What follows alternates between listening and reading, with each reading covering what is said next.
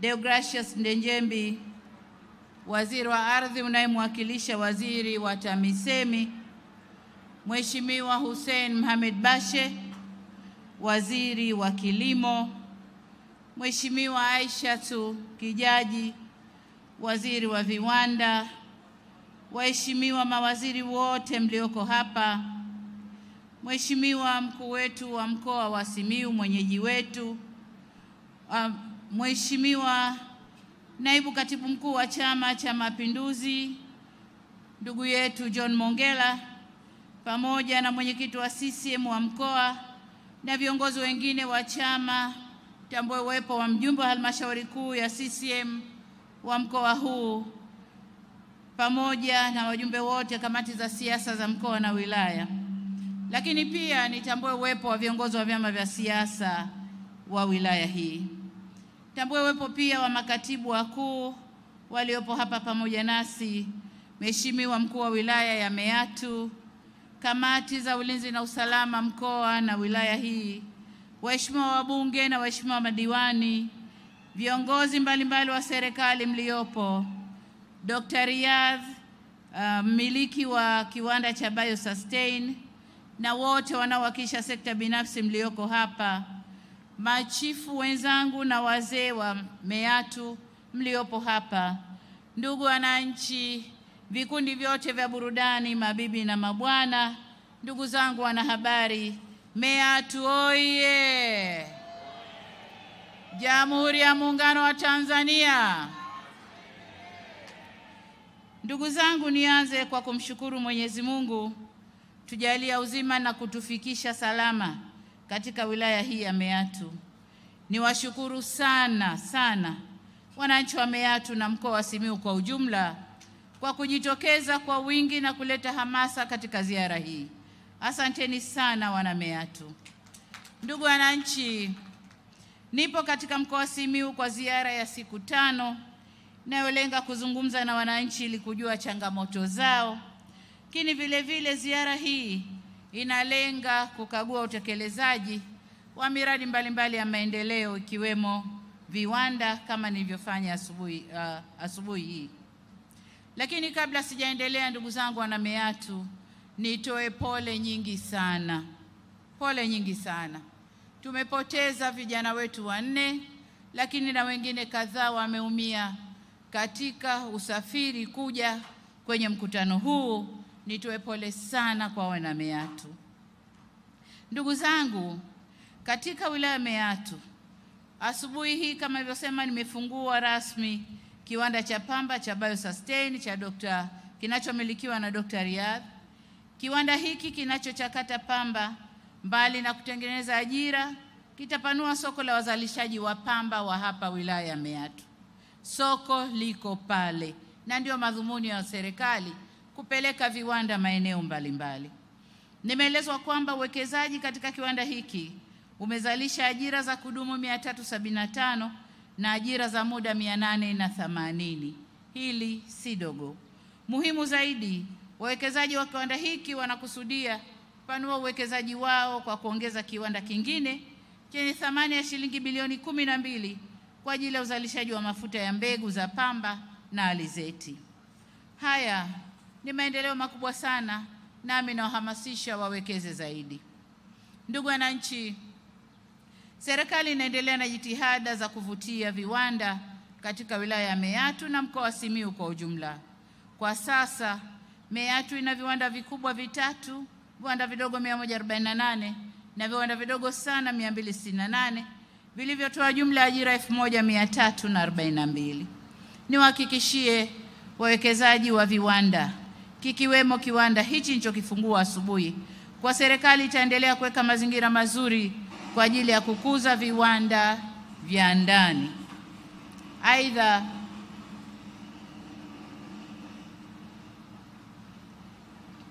nitoe rai kwa wananchi kuendelea kuzalisha pamba na mazao mengine ili kuendelea kupeleka malighafi inayotakiwa kwenye viwanda hivyo vilivyopo na kuzidi kuvutia viwanda vingine. Niwapongeze sana wakulima kwa juhudi zenu kubwa zilizowezesha uzalishaji wa pamba katika halmashauri ya Meatu kuongezeka kutoka kilo milioni 22,713,000 mwezi Novemba 2020 hadi kilo 40 milioni 286,000 kwa sasa. Takriban mmezalisha maradufu. Hongereni sana wana Meatu. Ndugu wananchi, kutokana na utekelezaji wa mipango na miradi mbalimbali, hususan ile tuliyobainisha kwenye ilani ya uchaguzi ya 2020, wilaya Meatu imeendelea kushuhudia maendeleo makubwa tena katika nyanja zote kama ilivyosemwa vizuri hapa na mbunge Lea. Na hapa naomba nitoe mifano michache tu. Kwanza, na waziri wa TAMISEMI, anayemwakilisha waziri wa TAMISEMI, amesema kwamba zimeletwa fedha kadhaa kwa ajili ya sekta ya afya, lakini niseme kwamba hospitali kongwe ya wilaya imekarabatiwa na kuboreshwa pamoja na kuongezwa jengo la ICU na wodi ya wazazi. Vituo vya afya viwili vimejengwa katika kata ya Mwangudo na Mwasengela. Vile vile majengo ya upasuaji na wodi za wazazi yamejengwa Bukundi. Aidha, serikali imeleta zaidi ya shilingi bilioni 23,980,000 kwa ajili ya elimu ya msingi na sekondari, zikiwemo shilingi bilioni 8,640,000 kwa ajili ya elimu bila malipo ndani ya wilaya hii ya Meatu. Uwekezaji huo umeongeza idadi ya wanafunzi wa sekondari kutoka 9,458 mwaka 2022 hadi 12,630 mwaka huu, huku wanafunzi 9,599 wakiandikishwa kwa ajili ya elimu ya awali na 11,000 darasa la kwanza bila mchango wowote kutoka kwa wananchi. Hii ni kazi ya serikali ya awamu ya 6. Kwa ajili ya maendeleo ya halmashauri yetu. Natambua kwamba wana Meatu ni wafugaji wazuri pia. Ili kulinda ubora wa mifugo na bidhaa za mifugo, serikali ilianzisha kituo cha wakala wa maabara ya wanyama katika halmashauri ya wilaya ya Meatu. Kituo hiki kitasaidia kupima, kubaini magonjwa ya mifugo ili hatua stahiki za kitabibu ziweze kuchukuliwa kwa ajili ya kuilinda mifugo yetu.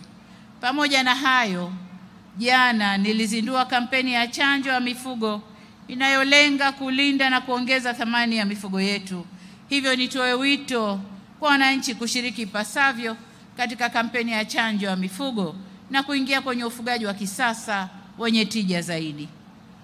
Pamoja na yaliyoelezwa na waziri na mbunge, kama tulivyoahidi kupitia ilani ya uchaguzi ya CCM ya mwaka 2020 hadi 2025, miundombinu ya umeme sasa tumeifikisha kwenye vijiji vyote 109 vya Meatu. Ila hatujaishia hapo tulipoahidi. Tunaendelea mbali, kazi inaendelea sasa kwenye vitongoji. Pamoja na jitihada hizi zote, ninafahamu kwamba kuna changamoto ya umeme kutokuwa na nguvu ya kutosha. Naomba kuwataarifu kwamba serikali imejipanga kukabiliana na hili. Tayari tuna mradi wa ujenzi wa njia za kusafirishia umeme kutoka Shinyanga hadi Simiyu na ujenzi wa kituo cha kupozea umeme cha mkoa wa Simiyu. Mradi huo utakapokamilika utawahakikishia wakazi wa Simiyu umeme wenye nguvu na wa kutosha kwa ajili ya shughuli mbalimbali za uzalishaji ikiwemo viwanda. Lengo letu ni kutaka wananchi watumie nishati ya umeme kuongeza thamani ya mazao na kilimo na ufugaji. Nimepokea pia taarifa kuhusu kero inayotokana na kuchelewa kwa utekelezaji wa mradi wa ujenzi wa daraja la Itembe. Daraja hili ni sehemu ya mradi wa ujenzi wa barabara ya Karati Mbulu Dongobesh Haido Msibiti mpaka Maswa yenye kilomita 389. Barabara hii inaunganisha mikoa minne: Arusha, Manyara, Singida na Simiyu. Lakini ndugu zangu, habari njema ni kwamba kwa sasa serikali iko kwenye hatua za mwisho za kukamilisha mradi huu. Nafahamu adha ambayo wananchi wamekuwa wanakumbana nayo, ikiwemo kulazimika kusubiri masaa 4 mpaka 6 wakati wa msimu wa mvua ili waweze kuvuka kwenda upande wa pili. Kwa hiyo kama nilivyosema, nataka niwahakikishie kwamba adha hiyo inakwenda kumalizika. Ninaamini wananchi wamejipanga vyema kutumia fursa zitakazokuja baada ya kukamilika kwa daraja hili, ikiwemo utalii kwenye mbuga za wanyama za Maswa, Ngorongoro na Serengeti, ambapo mtaweza kufika kwa urahisi zaidi kupitia wilaya ya Meatu. Meatu oye!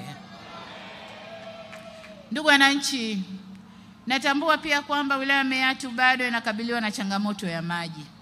Na tatizo kubwa ni kwamba maji yetu yana chumvi.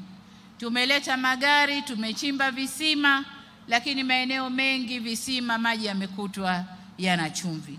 Lakini nataka niwape habari njema pia kwamba mradi wa kutoa maji Ziwa Victoria unakuja kumaliza shida hii. Hata hivyo, pamoja na mradi ule ambao tumeuanza na unaendelea, mwaka uliokwisha wa 2024 tulikamilisha mradi wa maji wa Inonelwa uliogharimu shilingi bilioni 4,860,000. Mwaka huu serikali inaendelea na miradi ya maji Semu, Mbalagane, Mwakipopo, Buliashi, Mwabumwa, Mwashata na Mbushi. Vile vile kwa kutumia mitambo ya kuchimba visima, tutaendelea kuchimba visima kwenye maeneo ambayo chumvi haiko au iko chini sana. Pamoja na hayo, kama nilivyosema, niwahakikishie kwamba mradi wa kutoa maji kutoka Ziwa Victoria tutakwenda kutatua kwa kiwango kikubwa changamoto ya maji katika eneo hili. Ndugu wananchi, kwa kuwa ziara bado inaendelea, nataka nihitimishe kurejea shukrani zangu kwenu wananchi kwa mapokezi na hamasa kubwa katika ziara hii. Lakini kabla sikuhitimisha, naomba sasa niende kwenye maombi ambayo ndugu yangu Mpina aliyaomba. Ndugu zangu, ndugu yangu Mpina aliomba barabara kwamba barabara hii ni ya vumbi, madaraja matatu na kuwepo kwa halmashauri ya wilaya ambayo waziri alishasema. Lakini uwepo wa halmashauri ya wilaya sehemu yoyote huanza na mchakato wa ndani. Unaanza na mchakato wa ndani, ombi linapelekwa TAMISEMI wanachakata na huku juu tunamalizia. Lakini hatoki mtu kuomba juu kwa rais wakati ndani huko alikotoka mchakato haujaanza. Hilo halipo. Kwa hiyo kama alivyosema waziri, anzeni mchakato. Lakini jengine ameomba madaraja na barabara. Ndugu zangu, maombi kama haya Lea huyu aliyowasilisha bungeni na mawaziri wakatekeleza maombi yake. Sasa maombi haya kuyaleta hapa kwenye mkutano kwa rais ni kujitafutia umaarufu na kuthibitisha kwamba mbunge hakulifanyia haki jimbo lake. Angesema bungeni, kazi hii ingefanyika, lakini inaonesha mbunge hakulifanyia haki jimbo lake. Lakini la pili, kwa sifa alizozitoa na maelezo aliyoyatoa, SGR, Mwalimu Nyerere, daraja la Busisi, MV Mwanza, huyu si mbunge wa jimbo bali ni mbunge wa taifa. Kwa nadhani tunapokwenda huko muache nimchukue kwenye nafasi zangu 10. Mwenziwe Lea amesema kila kilichofanyika jimboni na amount ya fedha akitoa kichwani. Lakini mbunge wa Kisesa ni kurukaruka na kwamba Kisesa tunakudai.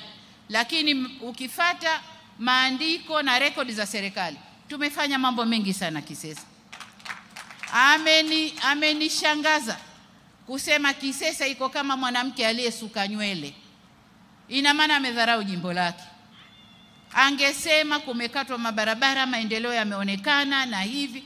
Lakini ndugu zangu, nadhani mngekuwa serious kutuletea wabunge wa kukutoleni huduma kwenye majimbo yenu.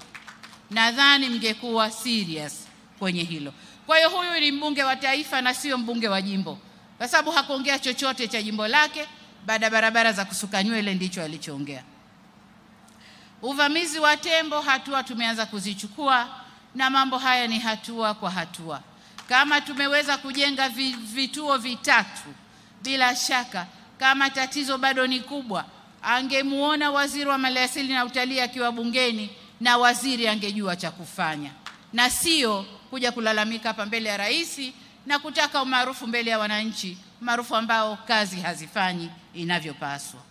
Kesi ya wafugaji mahakamani, anajua kesi iko wizarani inashughulikiwa, lakini alitaka iseme hapa ili wananchi wake wamsikie. Ndugu zangu, huyu ni mbunge wa kitaifa na sio mbunge wa jimbo.